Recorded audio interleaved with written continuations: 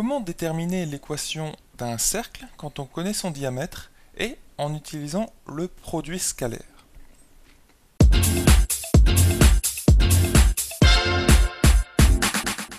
Bonjour et bienvenue sur Star en Maths TV. Dans cet exercice aujourd'hui, nous devons donner une équation du cercle de diamètre AB avec A de coordonnées 3, 0 et B de coordonnées 2, 5. Alors il y a plusieurs façons de faire cet exercice et l'une des façons c'est en utilisant le produit scalaire. Alors, avant de te parler de produit scalaire, on va faire un dessin. Donc ce qu'on va faire, vu que les coordonnées ici sont positives, toutes, eh bien on va tracer le coin supérieur droit d'un repère orthonormé. Alors, tout de suite, voici l'axe des ordonnées, l'axe des abscisses. Voilà, donc plaçons le point A. Donc l'unité, je vais la mettre ici, 1.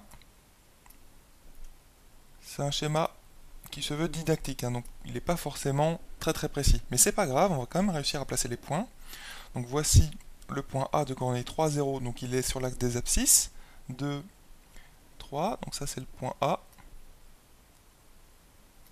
Et le point B qui est de coordonnées 2, 5. 1, 2, 3, 4, 5. À peu près ici. Voilà. Traçons maintenant le cercle en vert. Voilà. Donc, alors, plaçons le segment BA, qui est en fait le diamètre de notre cercle. Donc ici, on pourrait placer le centre. Donc on pourrait noter I, on note usuellement I. Et toujours sur un schéma, indiquer le maximum d'informations possibles, celles que tu as dans l'énoncé et celles aussi que tu déduis au fur et à mesure. Donc ici, les longueurs BI et IA sont les mêmes. Voilà. Alors, comment trouver une équation du cercle en utilisant le produit scalaire? Eh bien en fait, nous cherchons, nous, une équation cartésienne du cercle. Une équation cartésienne de cercle, c'est une équation qui fait intervenir des coordonnées x, y. Et les coordonnées x, y, quelles sont-elles? Eh bien ce sont tout simplement les coordonnées de tous les points M qui sont sur le cercle. C'est-à-dire que si tu trouves un point M qui a des coordonnées x, y, donc des nombres que tu trouves, et qui satisfont l'équation de cercle que nous allons déterminer, alors ça veut dire que M est sur le cercle ici en vert. D'accord? Donc nous allons placer un point M. Et on va le prendre de coordonnées x, y. Il y a une propriété qui est souvent oubliée, c'est que quand BA est le diamètre du cercle et que M est un point sur le cercle, alors, ici je vais le dessiner d'une autre couleur, en rouge disons, alors on a ce triangle-là, le triangle en fait BMA, voilà, à peu près, hein, eh bien il est rectangle en M. Je ne le démontre pas ici, mais c'est une propriété qu'on a, et quelle que soit la position de M sur le cercle. Le triangle BMA, avec, attention, BA, toujours le diamètre du cercle en vert, eh bien le triangle BMA, avec M sur le cercle, sera toujours rectangle en M. Qu'est-ce que ça signifie? Eh bien ça signifie que le vecteur MB et le vecteur MA sont orthogonaux. Et oui, ça signifie que leur produit scalaire, eh bien il est nul. C'est comme ça qu'on le traduit.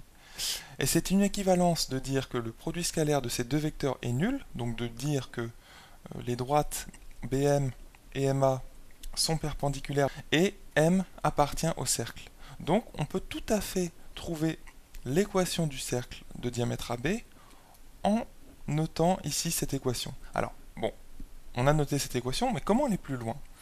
Eh bien, on connaît les coordonnées de chacun des points, donc on va pouvoir traduire analytiquement ce produit scalaire, cette équation.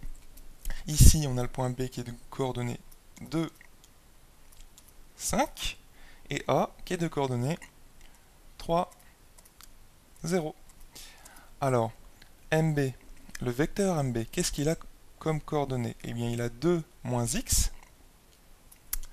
2 moins x. Voilà, alors je vais plutôt les noter horizontalement. Donc un point virgule, et son ordonnée à ce vecteur MB, eh bien c'est 5 moins y. Rappelle-toi, c'est toujours le deuxième point, en tout cas la coordonnée du deuxième point, moins la coordonnée du premier point. Donc ici 5 moins y. Voilà, de la même façon, donc ici je vais mettre un point pour dire que c'est une opération de produit scalaire. Le vecteur MA, il a pour coordonnée 3 moins x, point virgule, et en ordonnée 0 moins y. Et ce produit scalaire égale 0, puisque les vecteurs MB et MA sont orthogonaux. Orthogonaux, rappelle-toi, ça veut dire tout simplement il y a un angle droit, enfin ils forment un angle droit. Donc, ensuite, comment on traduit cette opération de façon analytique? Rappelle-toi, un produit scalaire de deux vecteurs, c'est tout simplement x plus y avec x, y les coordonnées du premier vecteur et x', y' les coordonnées du deuxième vecteur. Donc ici, on traduit ceci en multipliant 2 moins x par 3 moins x. 2 moins x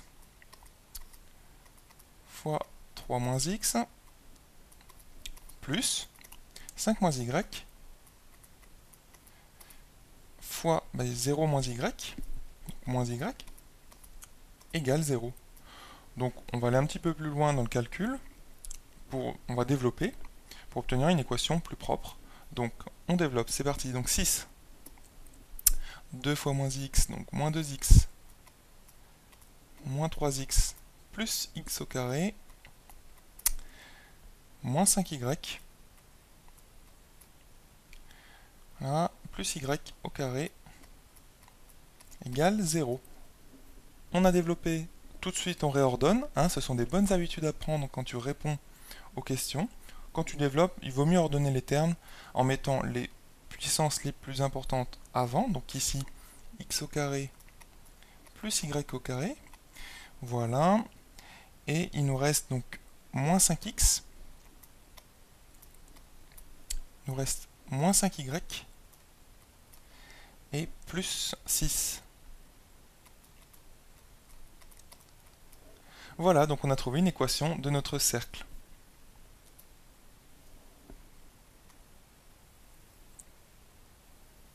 Donc la propriété clé ici qu'on a utilisée, c'est le fait que quand tu prends un point M du cercle, et quand tu as le diamètre BA du cercle, alors BMA est toujours rectangle en A, quelle que soit la position du point M sur le cercle.